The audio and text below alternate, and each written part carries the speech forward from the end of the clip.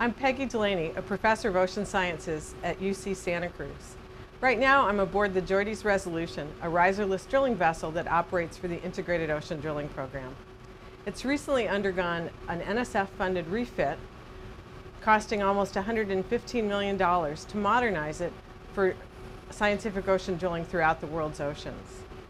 I was a scientific representative to that refit management team.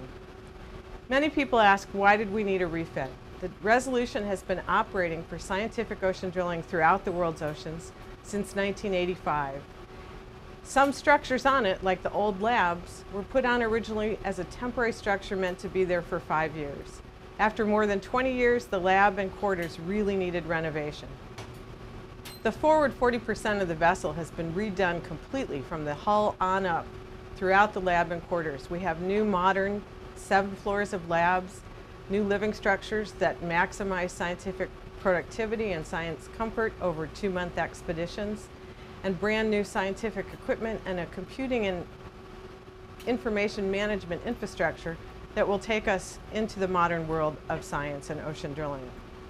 A project like this couldn't have happened without the incredible contributions of many, many individuals and many organizations. I can't begin to name them all, but I can give you some idea of the scope and scale of this project and the difficulties that we overcame to get this vessel back in the water. For example, throughout the lab, there's nearly 250 metric tons of furniture, science equipment, and science supplies.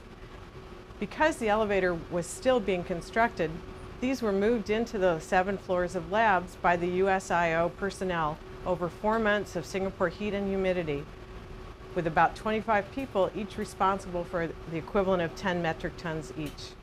It's just a small example, but it shows how many people at all different levels of all the organizations involved in this went far beyond the confines of their jobs and a real personal commitment to getting this vessel back in the water. We're now out doing what we do best, international science, and this expedition is a great example.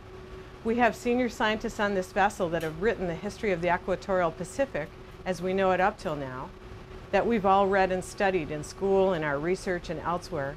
And we're now involved in the next phase of collaboration to put a true understanding in a modern framework of climate variability in the equatorial Pacific, with everyone from those very senior experienced scientists to graduate students still working on their PhD. This U.S. contribution to the international program will once again be the scientific star of riserless drilling for international science.